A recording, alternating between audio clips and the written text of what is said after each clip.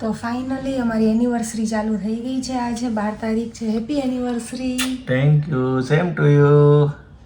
તો ચલો હવે પેલા આપણે મંદિરે જઈ આવી. યસ. આજના દિવસે મંદિરે જવું જરૂરી છે, કેમ કે તો જ અમે બે એકબીજાને સહન કરવાની ભગવાન અમને શક્તિ આપે. અને આ જો અમારું બચ્ચું રેડી થઈને આવી ગયું છે. હાય. ક્યાં જવું છે હવે અત્યારે? પેલા મંદિરે. ચલો તો જઈએ. બરોબર. સૌથી પહેલા આપણે ચમત્કારી હનુમાનજીના મંદિરે જાશું. અને હા, વેદુએ તો અમને રાતના 12 વાગે જ આ વસ્તુ આપી દીધી હતી.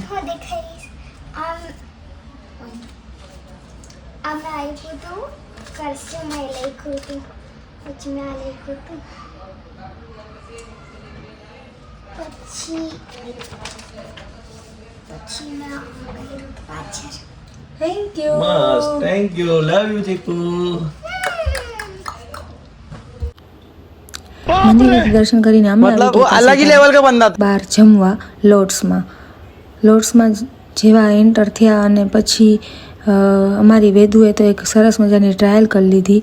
એને ખાઈ લીધી તીખી મરચી અને પછી એને એટલું તીખું લઈ ગયું કે કેટલું પાણી પીધું. પછી એને લેમન ટ્રાય કરી, પણ તો બી એને બહુ જ તીખું લાગતું હતું. પછી જમવાનું સરસ મજાનું આવી ગયું હતું. પંજાબી શાક, રોટી, નાન, દાલ રાઈસ વગર તો મારી જિંદગી અધૂરી જ છે. ગમે એટલું ખવડાવી દે પણ દાલ રાઈસ ન ખાવું તો મજા જ ન આવે. એટલે દાલ રાઈસ જ મારી લાઈફ છે. બહાર જાઉં કે ઘરે રહું, ખાવાના તો દાલ રાઈસ જ છે આપણે ભાઈ. સુમન, શું કરે છે તું?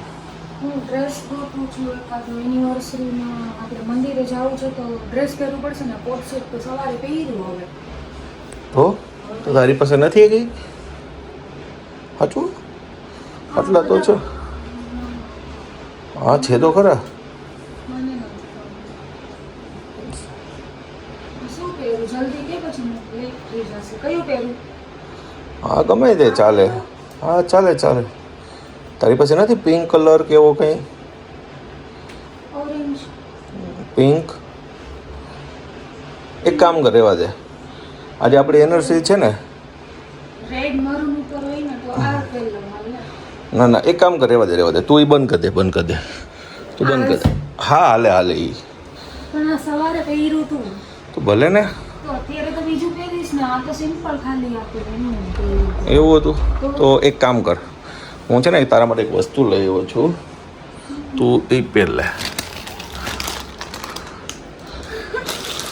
સાચી કે વાવ.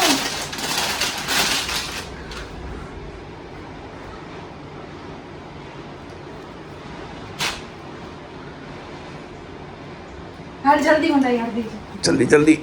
જલ્દી કર. એ શું કરે છે આવડી ઘરની? સુમન, થઈ ગઈ રેડી? હા જો કેવું લાગે છે?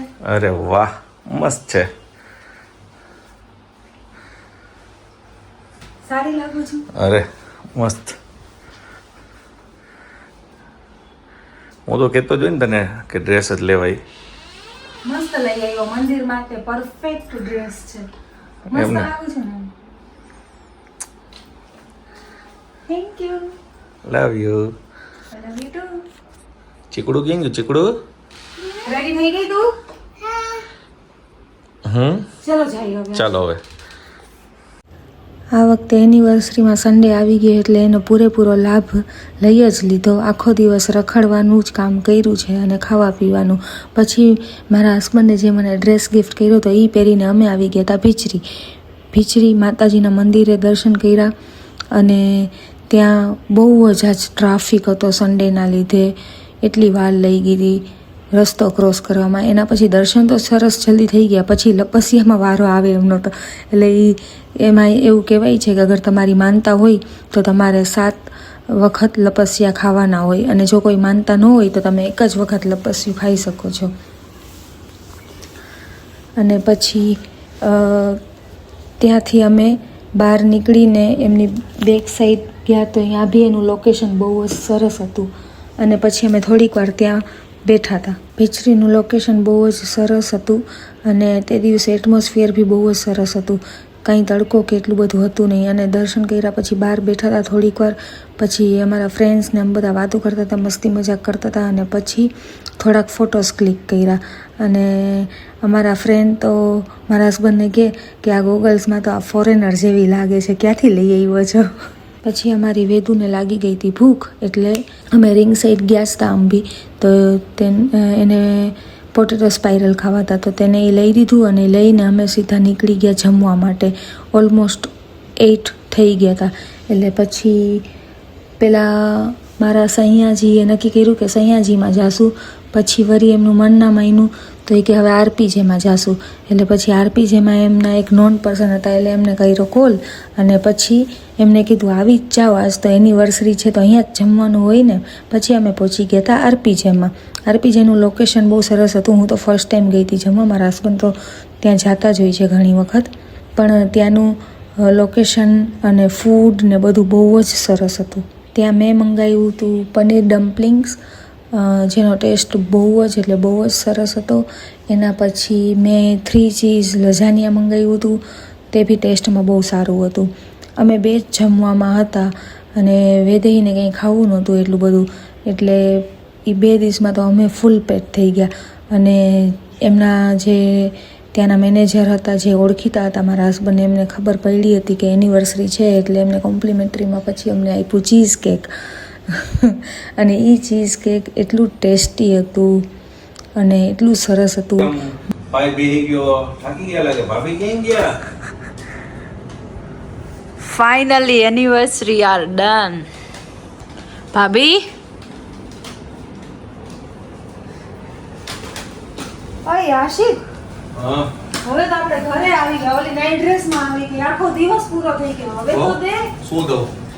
અરે કઈક શું ગિફ્ટ? અરે ગિફ્ટ. કેવું ગિફ્ટ? શું કેવું ગિફ્ટ? Anniversary gift. કાંઈ એવું ના ગિફ્ટ ના હોય. આપણે આટલો આખો દી તો રખડાવી, જ્યાં કે ત્યાં સુધી લઈ ગયો. એ તો એમને નહીં, હું કહું તો રખડાવીશ નહીં તું મને. એ બધું આવી ગયું, એમાં જ આવી ગયું. જમવા ગયા અત્યારે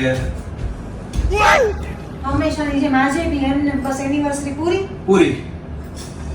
congratulations, 12 years, happy anniversary and आज आपकी एनिवर्सरी पूरी. और मिलते हैं नेक्स्ट ईयर, अगले साल मिलते हैं. ऐसा साल गया वैसा ही करने दो. તો પછી આ 364 દિવસ તું મને હેરાન ન કરતો. Same to you. ના, પહેલા તું પ્રોમિસ કર કે તું મને હેરાન નહીં કર. हाँ, तो तू ही क्या सेम टू यू? ના, હું તો નહીં કહી શકું. तो जा जा હું કોઈ ગિફ્ટ નથી આપતી. તાર ગિફ્ટ ન જોતો ને? ના, ના. મોટું ગિફ્ટ દેખાડો તને. શું? इधर आजा मोटा गिफ्ट. ये हमारा बड़ा सा गिफ्ट है. Okay gift. Hello the end.